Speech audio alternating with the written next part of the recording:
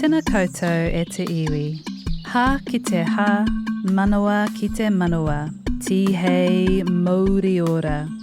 Kia rongo koutou ki te reo irirangi or Tune Me In podcast. In today's episode, I chat with two of this year's conference keynote speakers, Emily Wilson and Wiremu Sarich. Our conversations are centred around Indigenous teaching and learning, both here and in Australia. These conversations have shifted the way I look at Indigenous education, and I hope that they inspire you and give you food for thought. Kia ora, Emily. Kia ora. Welcome to day 2 of the Mensa Conference. Now, you were a keynote speaker first thing, you and Jessie, and Jessie's daughter as well, whose name? Yes, Alex. Alex. That was a really inspirational keynote. Just before I hand over to you, one of the things that Jessie said was, nothing for us without us. Oh, nothing about us without us. Oh, there you go. That rhymes so much better. Nothing about us without us. And I thought, actually, yes. Oh, yeah, yes. That's so, that is it. That is the takeaway message for me. Yeah, and I think you hear that globally, so certainly in Canada and here and in Australia. Yeah, when we're talking about Indigenous knowledges in any space that it's, Yeah, now for our listeners who have no idea who you are, could you just tell us a little bit about yourself and the work that you do? Sure. So my name's Emily. I am a music teacher educator at the Faculty of Education at the University of Melbourne. So I'm a non-Indigenous music educator and I work with secondary pre-service teachers and primary and early childhood generalist pre-service teachers as well. Nice one. Yeah. And how did you get involved working with Jessie? Oh, that's a good question. We started working, it was our department actually had a project that they wanted some online modules for primary school music. And so we need, I said, well, if we're doing that, then we need to have some Aboriginal and Torres Strait Islander music modules and they need to be led by an Aboriginal and Torres Strait Islander person. So Jessie led the development of those and we started working together. And then out of that project, it was just a small thing. And so it was like, that was, it was from the department and it was sort of my project. It was like, well, actually, it's much better if Jessie leads her own project. So then she then her songbook, but she was developing those songs at the same time. She's had those, she's done school workshops her whole career. So, that became her project. And then I have just been, doing whatever needs to be done to support that project because she's, a self-employed musician who's travelling a lot and, and there's plenty of, it's a big job and it was an unfunded project. So that my job was just to be the support person. Nice one. Yeah. Now, my son currently works in Uluru as a chef. Oh, wow. And I'm going to go visit him in November. Now, one thing I was told was not to use the word Aboriginal at all and that I should be using First Nations peoples. Oh, that's a good question. So we use Aboriginal and Torres Strait Islander, which is a bit more specific, but Indigenous is fine and First Nations is fine. They're all fine in Australia. Okay. They are all colonial terms, though. So if you know who the local tribal nation are, then that's the term to use in preference. But if you're not sure, probably the safest one is Aboriginal and Torres Strait Islander. And that's, the academics in my faculty, that's what they say. But, different Aboriginal people will have different preferences. So you just, ask whatever you go with. But First Nations is fine, Indigenous is fine. Okay. Because I thought to myself, oh, okay, I'm not allowed to use that word anymore. Oh, no, you definitely can. That's good.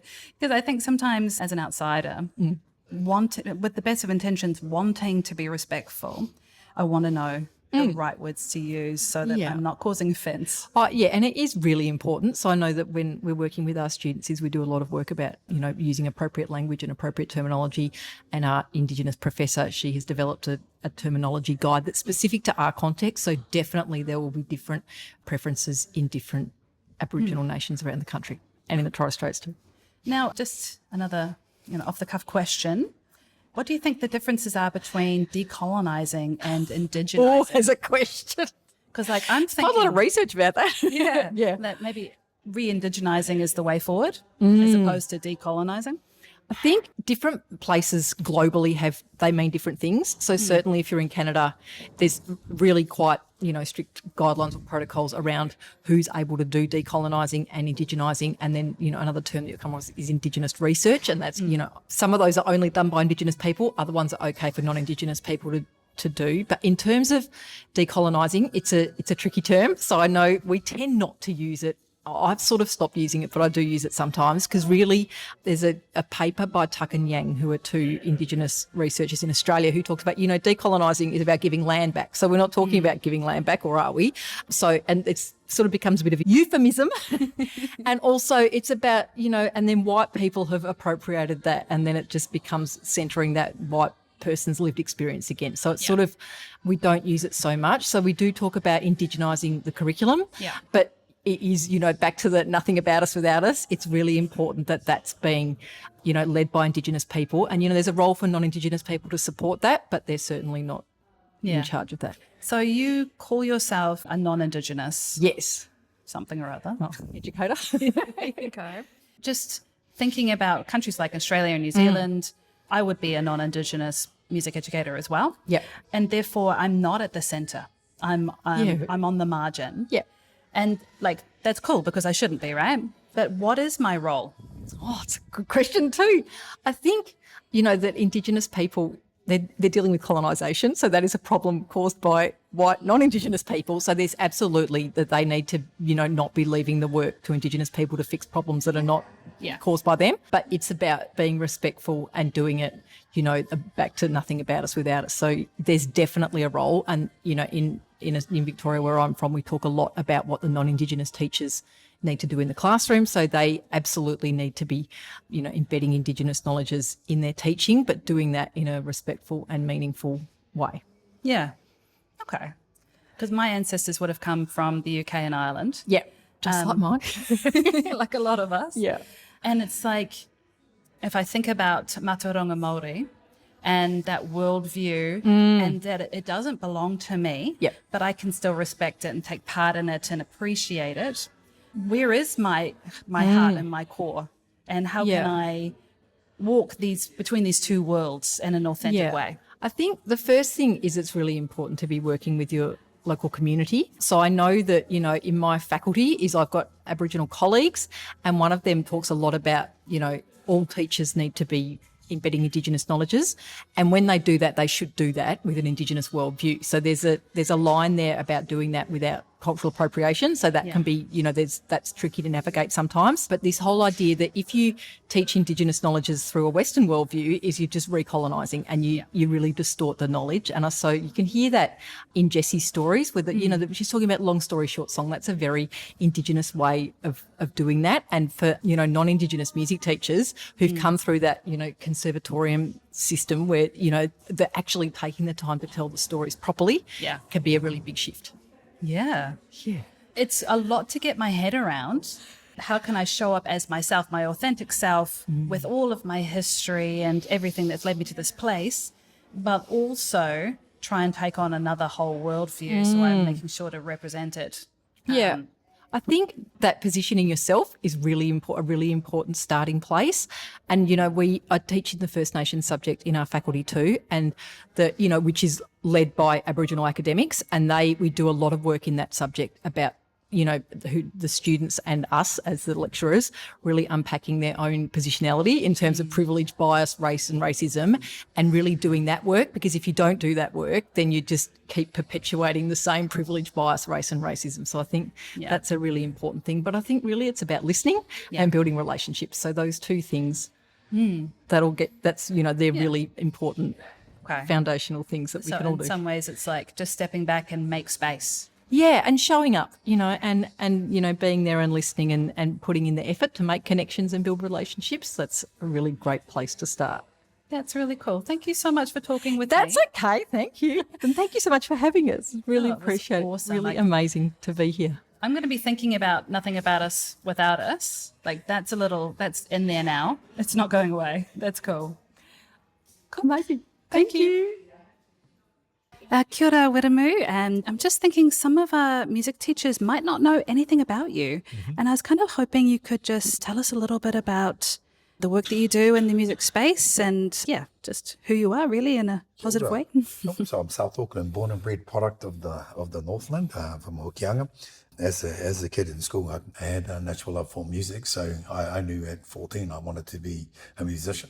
Guitars were my thing at the time. I really enjoyed the way music was able to help me to understand myself and my spaces within how to fit into different spaces. Come from a pretty musical family. My mother's family in particular are very talented, and I've got 5 cousins. My auntie had 5 sons, and my side of the family, we're outnumbered by the girls 6-1. So I've grew up with 4 sisters. So any chance I had, I'd end up with the cousins. So that's kind of, like I said, my passion was pretty natural for music right from the start. After leaving school, I studied for a while. I did a music diploma with Music Audio Institute of New Zealand. That's when they were still based in Otara. And there I actually met Bernard Makuari. He ran a workshop there with Taonga Puro with our traditional instruments. Now, at that time, I was fully immersed with the guitars and kind of the Jimi Hendrix, Stevie Ray Vaughan, Space House. They were types of things that were influencing me at the time, metal and rock. But the moment I first touched the Taonga Puro, I knew, ooh, this is a thing. But I also intuitively knew at that time I'm in a different vibration right now, but I knew I'd come back to it. So fast forward 14 years ago. So for the past 14 years, I've been working as a youth educator for Te Ruranga Te Raroa. That's my iwi in the far north. And inside that space, because I specialize in traditional Māori games, ngā taonga tākaro, and of course song and play and dance, they fit all in the same box. In fact, there's really no difference between taonga tākaro and taonga pūoro, other than the different types of expression you might be able to get out of the 2 taonga. So that's pretty much all I've really done for the last 13 years, all day, every day in the school. What I love about it, and particularly with indigenous games, is because it fits from babies to elders, and particularly if you can get them all in the one room on a marae is when you really find out what level you're on. Because if you're inside of that space and you're having to hold space with the babies all the way to the elders in that whole room, and taonga tākaro just gives me so many tools to be able to weave the energies in the room together. And so I've been fortunate enough to be able to express that daily. And I just ended up hitting a level. I didn't even know I was there. People start asking me questions about things, and they're like, how did you know to do this? How did you know how did you learn how to do that? And I said, it's normal. Everybody does it. So I was fortunate enough when I was young to spend a lot of time with my grandfather, in particular, my grandmother, and he had a massive influence on not just Te Ao Māori, but how I belong within Te Ao Tukupu, the whole universe. And he would always do it in very simple ways. And what I realized, because I just entered into the education role, I came straight from television and film and went into that role. But I just found it was just natural. It was pretty simple for me. But like I said, it wasn't until people started asking me, how did you do this? How do you know how to do it? So I had to go and remember where and when I learned it. But most of it happened, like I said, with my family, my father, my grandfather, and my uncle, my father's baby brother in particular. They had been weaving all these nurturing the different talents that were naturally sitting in me. And when I reflected on it, I thought, oh, that's right. He tricked me when I was a kid to do this. And then my uncle tricked me into another way. And my father would push me in different directions. But it was really the weave between all of their interactions with me that really helped to forge for me a strong desire and a strong heart for all things from Te Ao Māori, and particularly with play. Well, that's a natural world for me. And I know throughout life, no matter where I've gone or how I've gone, when things get rough or I'm in a bit of a rough spot, music in all its different forms was how I would figure my way out. Recenter myself, set goals, and then pursue them. As you would know, I suppose if you're assuming you're in the music space as well, just the pursuit of learning an instrument is a fantastic learning space. And I was simply, when I started learning and then sharing taonga tākaro, the different games, it was easy for me to just able to weave all of my life experiences, but really the music, me figuring out for myself, because I was self-taught mainly. And I remember the types of things that caught me. So I would engage with kids as if it was me. And I always engage with whānau as if they're my own kids. So I would never do anything to their kids I wouldn't do to mine. And I'm quite happy to push my kids. So I have no qualms in pushing others. So that's most of my background, like I said. And then over the last 13 years, pretty much every day, I'm playing, learning. That's the beauty of play and alcohol and music. It's never ending. You're never going to master that space. You can only master the current pursuit you're on, maybe. But then another level comes in. And I love the humblingness of that nature, that you can pursue this thing to a really high degree, and still there's someone who can just, even a kid can actually walk in and show you a talent that you wish you could have, or a confidence or an energy that you wish you could mimic, or you can learn from. And so, like I said, that I'm a natural learner and I love sharing. I particularly love it because I get to share. Anytime I share my learning, my knowledge, you're inevitably will meet my grandfather, my grandmother, my dad, my boy, because like I said, once I go back to the source, so I've been fortunate enough over all these years, literally getting paid every day to speak about my grandfather, our relationship, how he showed me how to understand the world. And so sorry, I'm a bit ranting a bit at the moment, but that is the current journey. Right now, my partner and I, we've started up our own company, Taturo Limited. She's an amazing early childhood educator. She came from that space, but we're pretty much Superman and Superwoman. We can be inside the same space. And of course, our passion for learning, teaching, music, kids, and nature. We're both keen to get kids hands on natural resources and materials as much as we can. And of course, between music, Tau Māori, Tākoro, and those things, it's pretty, our whole life is pretty much just woven into those different spaces. I'm looking forward to, we'll be doing delivery on Wednesday, Tākoro Space, at this year's conference. So I'm looking forward to working with her again. It's been a little while. We've been in ships in the night for the last little while as we're just transitioning through our latest phase. Nice one. Thank you for sharing that. I do have one question, and just to wrap this up. If you had a wish for the music educators of New Zealand, what would it be? Wish for music educators of New Zealand. Tap into the full power of play, of tākoro. I see play in two forms. I see it all the time. The ultimate play is free play. That's just the kids being kids doing whatever they want with exploring the world through their own imaginations, and that's the ultimate form of play. And you definitely want to leave that be. What I do with tākoro and what happens within most educational spaces is what I would call controlled play, as in we're using play to actually help the kids to develop new understandings of self and of course environments and those types of things.